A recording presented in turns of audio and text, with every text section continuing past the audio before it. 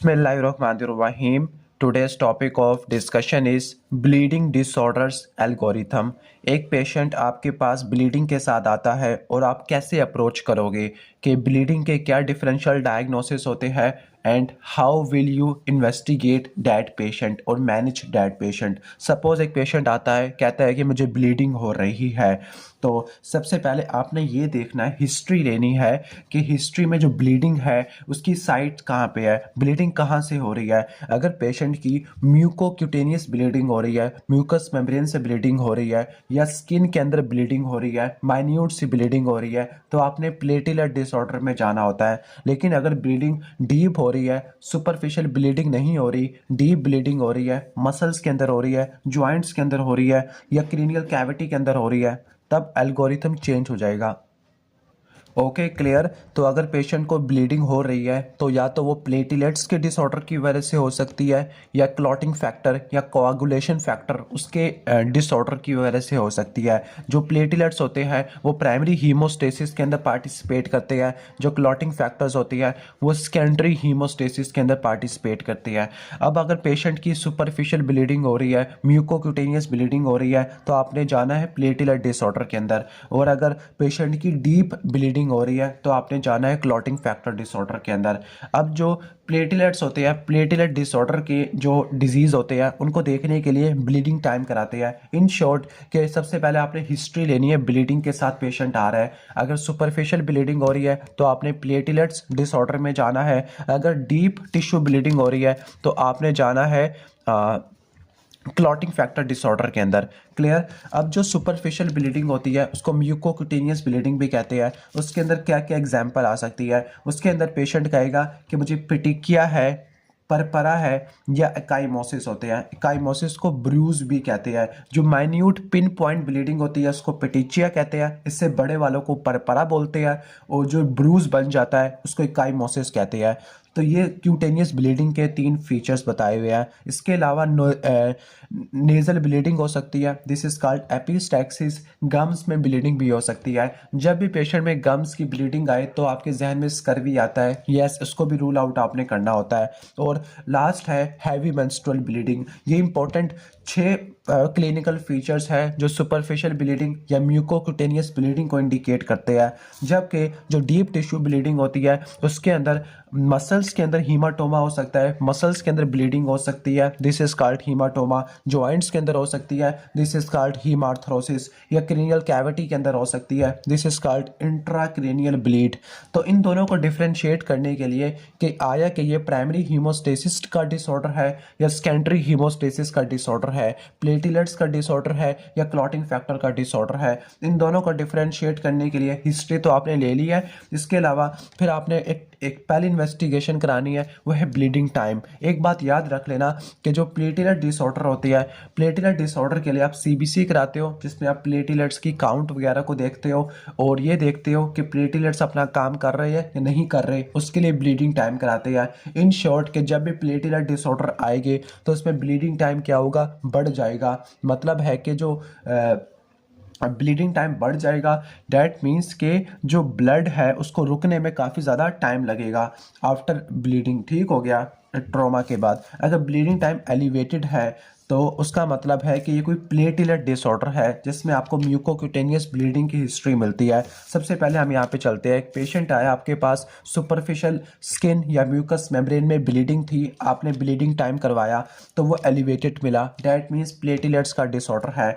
अब जो प्लेटिलेट्स के डिसऑर्डर होते हैं, प्राइमरी हीमोस्टेसिस का डिसऑर्डर है, या तो प्लेटिलेट्स की क्वांटिटी कम हो गई है या प्लेटिलेट्स की क्वालिटी खराब हो गई है। क्वांटिटी कम हो गई है, that means this is called thrombocytopenia. दूसरा ये है कि प्लेटिलेट्स की क्वांटिटी ठीक है लेकिन क्वालिटी खराब है, प्लेटिलेट्स का फंक्शन खराब है, फंक्शनल डिसऑर्डर है, क्वालिटेटिव डिफेक्ट है। अगर क्वांटिटेटिव है तो उसको थ्रोम्बोसाइटोपिनिया कहते हैं, अगर क्वालिटेटिव हो तो वो फंक्शनल होता है कि प्लेटिलेट्स अपना फंक्शन नहीं कर पा रहे, अपने ग्रैन्यूल्स को रिलीज नहीं कर पा रहे, एडहियन या एग्रीगेशन नहीं कर पा रहे। तो सबसे पहले आपने क्या कराना है, ब्लीडिंग टाइम, फिर आपने कराना है सीबीसी। सीबीसी में अगर आपको थ्रोम्बोसाइटोपिनिया मिलता है, नॉर्मली जो प्लेटिलेट्स होते हैं वो 1.5 लाख से लेकर 4 लाख होते हैं, 1.5 से लेकर 4 लाख होते हैं। अगर ये इससे कम हो जाते हैं तो ये थ्रोम्बोसाइटोपिनिया है। और अगर अगर इसके ऊपर है, प्लेटलेट्स का काउंट नॉर्मल है, लेकिन फिर भी कहने का मतलब है प्लेटलेट्स अपना काम नहीं कर पा रहे, तो इसका मतलब क्या है? इसका मतलब है कि कोई क्वालिटेटिव प्लेटलेट डिसऑर्डर है। तो सीबीसी से हमें यह पता लगेगा कि क्वांटिटेटिव है या क्वालिटेटिव है। अगर हम पहले देख लेते हैं हम क्वांटिटेटिव प्लेटलेट डिसऑर्डर पे। क्वांटिटेटिव डैट मीन्स के प्लेटलेट्स की क्वांटिटी कम हो गई है। अब प्लेटलेट्स की क्वांटिटी क्यों कम हो गई है? दो रीज़न की वजह से। या तो प्लेटलेट्स की डिस्ट्रक्शन ज़्यादा है, वैसे तीन रीज़न आपको आने चाहिए जहन में। या तो प्लेटलेट्स की प्रोडक्शन कम है ए प्लास्टिक एनीमिया के तौर पर, या फिर प्लेटलेट्स कि डिस्ट्रक्शन ज़्यादा है, कोई एंटीबॉडी तोड़ रही है, that means ITP, idiopathic thrombocytopenic purpura, ठीक हो गया। या फिर कहने का मतलब है कि आप तीसरी पॉसिबिलिटी क्या हो सकती है? तीसरी पॉसिबिलिटी ये हो सकती है कि जो प्लेटलेट्स हैं वो यूज़ हो रहे हैं, प्लेटलेट्स इस्तेमाल होना शुरू हो गया है। क्लियर? उम्मीद है कि समझ आ गया होगा। सबसे पहले ब्लीडिंग टाइम करवाया तो वो एलिवेटेड मिला, तो वो प्लेटलेट डिसऑर्डर थे। फिर आपने सीबीसी कराई, थ्रोम्बोसाइटोपिनिया मिला, तो वो क्वांटिटेटिव था। क्वांटिटेटिव के अंदर हम आगे देख लेते हैं कि ये प्योर प्लेटलेट डिसऑर्डर है या प्लेटलेट के साथ क्लॉटिंग प्रोफाइल भी डिस्टर्ब है, क्लॉटिंग फैक्टर भी अफेक्टेड है। इन शॉर्ट कि जब क्वांटिटेटिव प्लेटलेट डिसऑर्डर है, अगला टेस्ट कराओगे आप क्लॉटिंग प्रोफाइल। अब क्लॉटिंग प्रोफाइल में क्या क्या चीज़ें शामिल होती है? क्लॉटिंग प्रोफाइल के अंदर क्लॉटिंग टाइम होता है, पीटी और एपीटीटी होता है, यानी ये क्लॉटिंग फैक्टर के लिए होता है। अगर क्लॉटिंग फैक्टर का मसला होगा तो फिर क्लॉटिंग टाइम बढ़ जाएगा।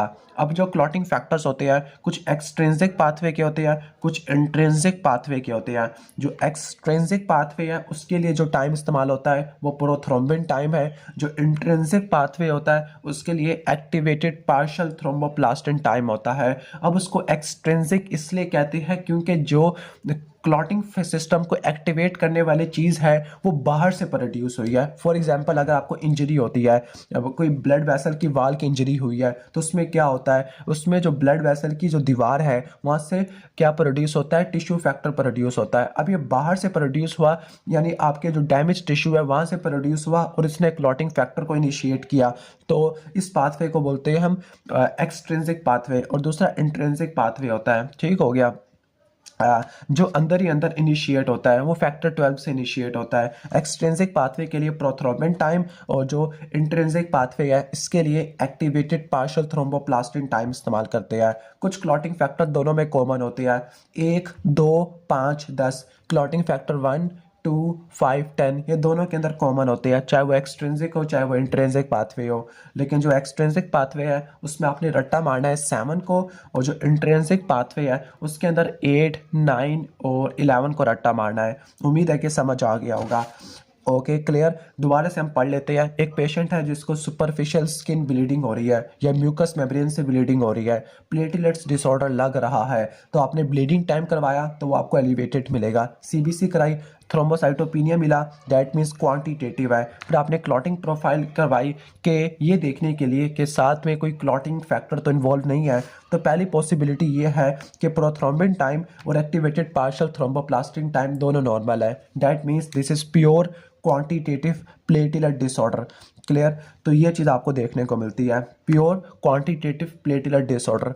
सिर्फ प्लेटलेट्स का ही डिसऑर्डर है। अब वही पॉसिबिलिटी हो सकती है, या तो प्लेटलेट्स प्रोड्यूस नहीं हो पा रही, ए प्लास्टिक एनीमिया, लेकिन उसको मैंने इसमें इंक्लूड नहीं किया क्योंकि उसमें आरबीसी डब्ल्यूबीसी दोनों काम हो जाते हैं, तीनों ही काम हो जाते हैं। तो या तो प्लेटलेट्स की क्या डिस्ट्रक्शन ज़्यादा है, कोई एंटीबॉडी उनको उड़ा रही है, या फिर प्लेटलेट्स की कंजप्शन ज़्यादा है, क्लॉट्स बनाने में प्लेटलेट्स इस्तेमाल हो रहे हैं, यानी एंडोथीलियल डैमेज हो रहा है, वाइड सेपरेट पूरी बॉडी में एंडोथीलियल डैमेज हो रहा है जिसकी वजह से प्लेटलेट्स इस्तेमाल हो रहे हैं। तो पहली पॉसिबिलिटी ये है, आपने कराया है, कहने का मतलब है क्लॉटिंग प्रोफाइल कराया है वो नॉर्मल है। फिर आपने एक ट्रायड को फॉलो करना है। उस ट्रायड वो ट्रायड में 3 चीज़ें होती है, micro angiopathic haemolytic anaemia, thrombocytopenia और AKI, यानी आपने ये देखा कि आपकी बॉडी में सिस्टेमिक इन्फ्लेमेशन चल रही है, एंडोथीलियल डिस्ट्रक्शन है। अगर एंडोथीलियल डिस्ट्रक्शन है तो एक ट्रायड आता है जिसमें थ्रोम्बोसाइटोपिनिया, माइक्रोएंजियोपैथिक हेमोलिटिक एनीमिया और एक्यूट किडनी इंजरी आता है। अगर यह ट्रायड आपको देखने को नहीं मिल रहा हिस्ट्री या एग्जामिनेशन या लैब्स के अंदर, तो आपने नहीं देखने को मिल रहा तो आपने आईटीपी में जाना है। ठीक हो गया। और अगर ये ट्रायड आपको देखने को मिल रहा है, माइक्रोएंजियोपैथिक हेमोलिटिक एनीमिया, थ्रोम्बोसाइटोपिनिया, एकेआई, तो फिर अगली पॉसिबिलिटी है आपने पेशेंट की हिस्ट्री में पूछना है कि अगर आपको ब्लडी डायरिया है तो आपने हिमोलिटिक यूरेमिक सिंड्रोम में जाना है। अगर फीवर और न्यूरोलॉजिकल सिम्टम है तो थ्रोम्बोटिक थ्रोम्बोसाइटोपेनिक परपरा में जाना है। उम्मीद है कि समझ आ गया होगा। Let me repeat once again, क्या आपने क्लॉटिंग प्रोफाइल कराई है वो बिल्कुल नॉर्मल आई है, पीटी और एपीटीटी नॉर्मल आया है, तो आपने ये देखना है कि कोई एंडोथीलियल डिस्ट्रक्शन तो नहीं चल रही बॉडी में जिसमें ट्रायड होता है माइक्रोएंजियोपैथिक हेमोलिटिक एनीमिया, एकेआई और थ्रोम्बोसाइटोपिनिया। अगर ऐसा कुछ भी नहीं है तो इसका मतलब है आपने आईटीपी में जाना है। आईटीपी के अंदर होता क्या है कि प्लेटलेट्स की डिस्ट्रक्शन होती है, एक एंटीबॉडी होती है ग्लाइकोप्रोटीन 2b3a जिसने प्लेटलेट्स की एग्रीगेशन करानी होती है वाया फिब्रिनोजन। लेकिन अगर इस GP2b3a इसके खिलाफ एंटीबॉडी बन गई है इस रिसेप्टर के खिलाफ, तो फिर प्लेटलेट्स की डिस्ट्रक्शन होना शुरू हो जाती है, खासतौर पर स्प्लीन के मैक्रोफेजेस उड़ाना शुरू कर देते हैं। तो ये बनता है डिजीज़ आईटीपी, और आईटीपी में स्प्लीनेक्टमी करते हैं क्रॉनिक केसेस के में, और एक्यूट केसेस में स्टीरॉइड्स IVIG आप करते होते हैं। दूसरी तरफ अगर आपको ट्रायड मिलता है तो अगर आपने मज़ीद सवाल पूछने हैं, ब्लडी डायरिया है, हैम बर्गर खाया है, कोई गोश्त वाला बर्गर खाया है, ई कुलाई O157H7 की हिस्ट्री है, तो आपने हिमोलिटिक यूरेमिक सिंड्रोम में जाना है, शीगा टॉक्सिन। अगर साथ में पेंटार्ड है, फीवर और न्यूरोलॉजिकल सिम्टम्स ऐड हो गए तो आपने थ्रोम्बोटिक थ्रोम्बोसाइटोपेनिक परपरा में जाना है। ठीक हो गया। उम्मीद है कि समझ आ गया होगा। दूसरी तरफ चलते हैं।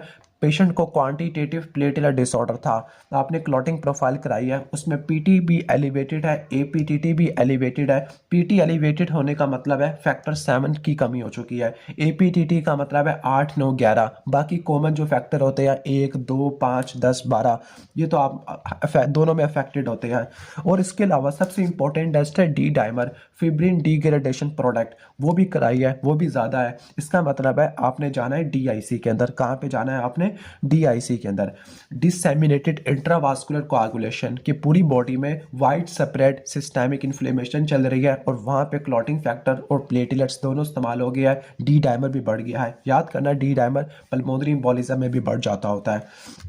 अच्छा, तो आप डीआईसी में पहुंच गए हो। अब आप डीआईसी में पहुंच गए हो तो डीआईसी के कॉजेज़ को आपने दो में डिवाइड करना है, ऑब्स्टेट्रिक कॉजेज़ और नॉन ऑब्स्टेट्रिक कॉजेज़। के प्रेगनेंसी में होता है या नॉन प्रेगनेंसी रिलेटेड। जो ऑब्स्टेट्रिकल कॉजेज़ होते हैं उसके अंदर एमनियोटिक फ्लूइड एम्बोलिज्म है, प्लेसेंटल एब्रप्शन है, एब्रप्शन के अंदर premature separation of placenta होता है, प्री एक्लेम्शिया के हाइपरटेंशन होती है after 20 weeks, plus proteinuria and organ damage देखने को मिलता है, और HELLP syndrome, haemolysis, elevated liver enzyme, लो प्लेटलेट्स। ठीक हो गया। तो ऑब्स्टेट्रिकल कॉजेज के अंदर amniotic fluid embolism, placental abruption, preeclampsia, HELLP syndrome. और नॉन ऑब्स्टेट्रिकल कॉजेज के अंदर आपका ग्राम नेगेटिव सेप्सिस है, स्पेसिफिकली ई कोलाई और मेनिंजोकॉक्सीमिया की वजह से, या कोई मेजर पॉलीट्रोमा है, कोई रोड साइडेड एक्सीडेंट हो गया है, बर्न्स की हिस्ट्री है, या कोई मलिग्नेंसी है। ये बहुत इंपॉर्टेंट MCQ है कि AML जो होता है एक्यूट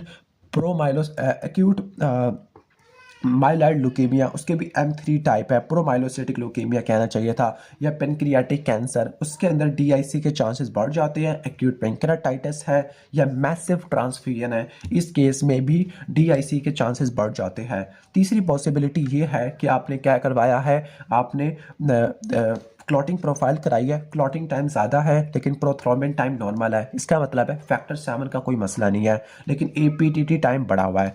अगर सिर्फ APTT टाइम बढ़ा हुआ है और प्लेटलेट्स भी कम हो गया है, that means heparin induce thrombocytopenia हो चुका है। हैपेरिन ने प्लेटलेट्स को भी उड़ाना शुरू कर दिया है, और जो हैपेरिन होती है ना, फैक्टर 2 को और फैक्टर 8 को, इनको अफेक्टेड करती है। ठीक हो गया। तो उम्मीद है कि समझ आ गया होगा हैपेरिन इंड्यूस थ्रोम्बोसाइटोपेनिया। बाकी हैपेरिन को मैंने वहाँ पे भी कवर किया हुआ है। सॉरी, मेरे से मिस्टेक होगी। जो हैपेरिन होती है वो एंटी थ्रोम्बिन 3 इसके साथ बाइंड करती है और ये फैक्टर 2 और फैक्टर 10 उसको कहने का मतलब है कर देती है, उसको इनहिबिट कर देती है, इनएक्टिवेट कर देती है। और हेपरिन के लिए जो मेन इस्तेमाल करते हो वो एपीटीटी टाइम है, जबकि वारफरिन की टॉक्सिसिटी को देखने के लिए प्रोथ्रोम्बिन टाइम आप इस्तेमाल करते हैं। क्लियर? उम्मीद है कि समझ आ गया होगा। This was all about quantitative platelet disorder. Next comes qualitative platelet disorder. आपने ब्लीडिंग टाइम कराया, वो आपको नॉर्मल मिला, सॉरी ब्लीडिंग टाइम करवाया वो एलिवेटेड था, थ्रोम्बोसाइटोपिनिया देखा लेकिन वो नहीं मिला, सीबीसी नॉर्मल थी, लेकिन फिर भी ब्लीडिंग हो रही है, सुपरफिशियल ब्लीडिंग हो रही है, तो आपने जाना है क्वालिटेटिव प्लेटलेट डिसऑर्डर के प्लेटलेट्स अपना फंक्शन नहीं कर पा रहे। अब इसके कॉजेज़ को दो में डिवाइड करना है, कॉन्जेनाइटल कॉजेज़ को और एक्वायर्ड कॉजेज़ को, कॉन्जेनाइटल कॉजेज़ को और एक्वायर्ड कॉजेज़ को। ठीक हो गया। अब जो कॉन्जेनाइटल कॉजेज़ हैं, कॉन्जेनाइटल कॉजेज़ के अंदर सबसे पहले आपने एक टेस्ट करवाना है, उसका नाम है रिस्टोसेटिन, ओके, रिस्टोसेटिन। अब रिस्टोसेटिन इसका मतलब क्या होता है? अब आपको पता होगा कि प्लेटलेट्स सबसे पहले ब्लड वेसल की जो दीवार है, एंडोथीलियम है, उसके साथ एडहियर करते हैं, और एडहेरेंस कराने के लिए ग्लाइकोप्रोटीन कौन सी चाहिए? 1B चाहिए, और इसके साथ वॉन विलिब्रियन फैक्टर भी चाहिए। ठीक हो गया। और इसके दरमियान जो काम करता है वो कौन सा काम करता है? वो रिस्टोसेटिन करता है।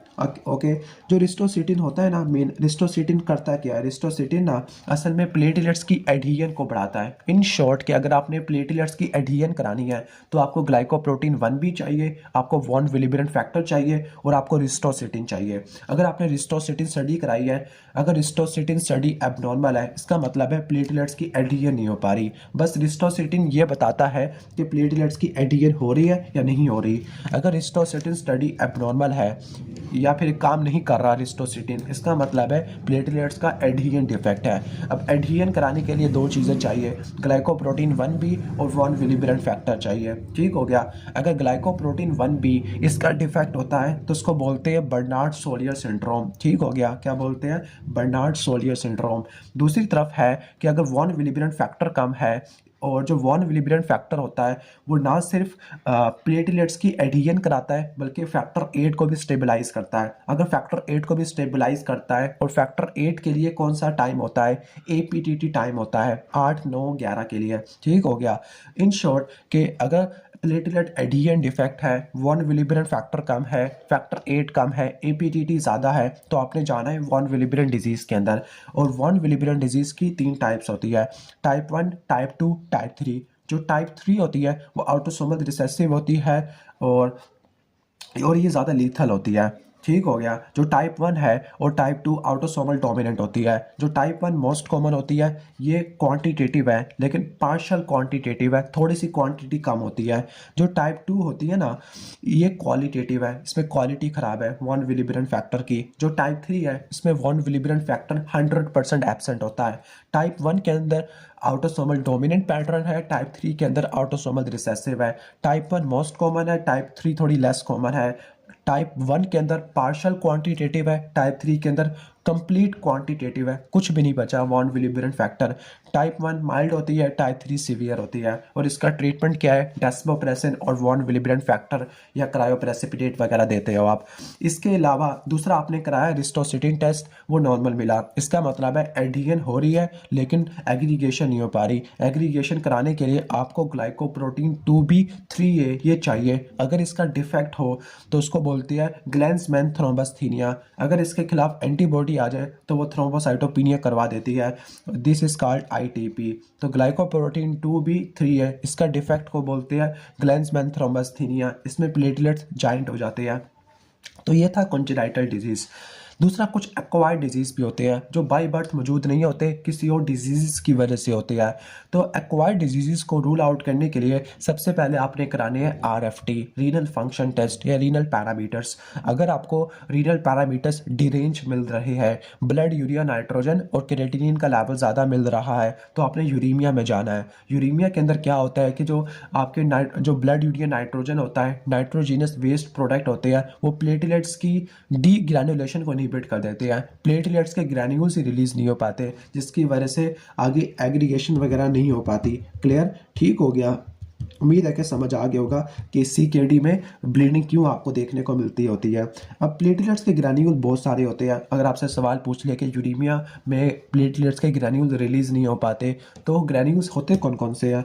तो पहला होता है अल्फ़ा ग्रैन्यूल्स। जो अल्फ़ा ग्रैन्यूल्स होते हैं प्लेटलेट्स के, उसके अंदर क्या क्या होते हैं? अल्फा ग्रैन्यूल्स के अंदर आपको फिब्रिनोजन देखने को मिलता है, वॉन विलिब्रेंट फैक्टर। फिब्रिनोजन को क्लॉटिंग फैक्टर 1 भी कहते हैं। फिब्रिनोजन, वॉन विलिब्रेंट फैक्टर और फैक्टर 5। इसके अलावा प्लेटलेट डिराइव्ड ग्रोथ फैक्टर होता है, ट्रांसफॉर्मिंग ग्रोथ फैक्टर बीटा। ये चीज़ें आपको देखने को मिलती होती है। क्लियर? ठीक हो गया। इसके अलावा डेंस ग्रैन्यूल होते हैं। डेंस ग्रैन्यूल में ADP और कैल्शियम होता है। ठीक हो गया, जो कि प्लेटलेट की एग्रीगेशन वगैरह कराते होते हैं। इसके अलावा कुछ हाइड्रोलाइटिक एंजाइम्स भी आपको देखने को मिलते होते हैं। उम्मीद है कि समझ आ गया होगा। तो एक्वायर्ड डिसऑर्डर को रूल आउट करने के लिए सबसे पहले आपने RPM रीनल पैरामीटर्स कराने हैं। अगर ब्लड यूरिया नाइट्रोजन और क्रिएटिनिन एलिवेटेड है तो यूरेमिया में जाना है। और अगर ये नॉर्मल है तो आपने ड्रग की हिस्ट्री लेनी है। ड्रग हिस्ट्री में 3 ड्रग्स है जो कि कराती होती है मेनली कैन, क्लोपिडोग्रेल, एस्पिरिन, एनसेड। ये एंटी प्लेटलेट ड्रग होती है जो कि क्वालिटेटिव प्लेटलेट डिसऑर्डर कराती है। उम्मीद है कि समझ आ गया होगा ये सब चीज़। अब हम आगे चलते हैं नेक्स्ट। अभी हमने पढ़ा कि ब्लीडिंग टाइम एलिवेटेड था तो प्लेटलेट डिसऑर्डर पे चले गए। ठीक हो गया। अब इसके बाद हम आगे चलते हैं। ब्लीडिंग टाइम नॉर्मल है। ब्लीडिंग टाइम नॉर्मल है, इसका मतलब है कि प्लेटलेट डिसऑर्डर नहीं है, प्योर क्लॉटिंग फैक्टर डिसऑर्डर है।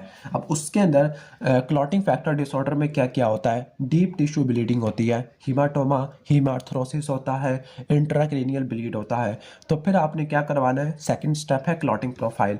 जो क्लॉटिंग प्रोफाइल होती है ना, क्लॉटिंग प्रोफाइल में क्लॉटिंग टाइम PT और APTT होता है। तो सबसे पहले क्लॉटिंग प्रोफाइल कराई है। पहला केस है कि जो प्रोथ्रोम्बिन टाइम है वो एलिवेटेड है। प्रोथ्रोम्बिन टाइम एलिवेटेड होने का मतलब क्या है कि फैक्टर जो 7 है, वो कहने का मतलब है कि वो अफेक्टेड है। तो वो किसकी टॉक्सिसिटी में देखने को मिलता है? वो वारफेरिन की टॉक्सिसिटी में देखने को मिलता है। अब एक बात आपने याद रखनी है कि टू बी ऑनेस्ट, जो वारफेरिन होता है वो 2 के साथ 9-10 इसको अफेक्ट करता है।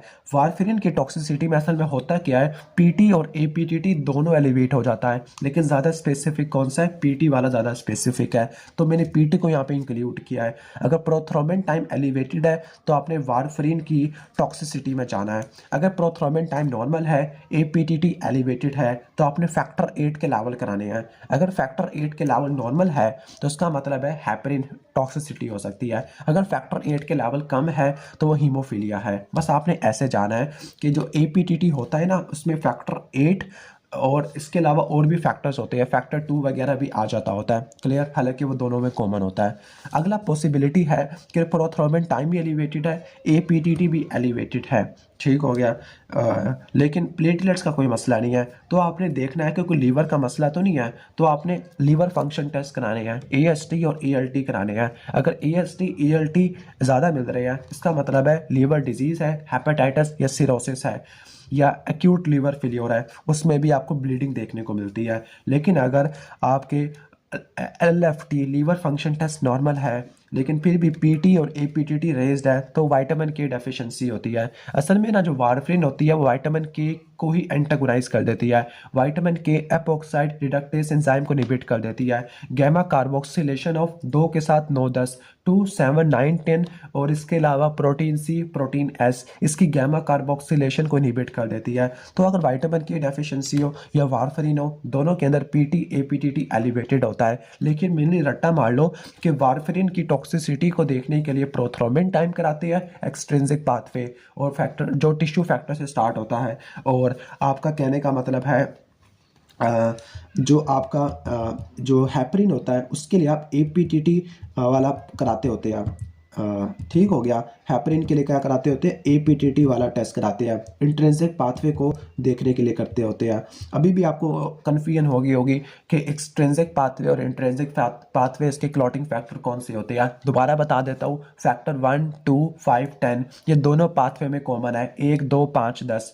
जो PT है वो एक्सट्रिंसिक पाथवे के लिए होता है। ठीक हो गया, एक्सट्रिंसिक पाथवे के लिए होता है और इसमें मेनली फैक्टर 7 होता है। APTT मेनली इंट्रिंसिक पाथवे के लिए होता है और इसमें कौन सा होता है? 8, 9, 11 वगैरह। ठीक हो गया, क्लियर, उम्मीद है कि समझ आ गया होगा। यानी जो आपका क्लॉटिंग फैक्टर है ना वो दो तरह का होता है, क्लॉटिंग कैस्केड, एक्सट्रिंसिक और इंट्रिंसिक पाथवे। जो इंट्रिंसिक पाथवे है उसके लिए एपीटीटी होता है और इसको बोलते हैं कॉन्टैक्ट एक्टिवेशन पाथवे।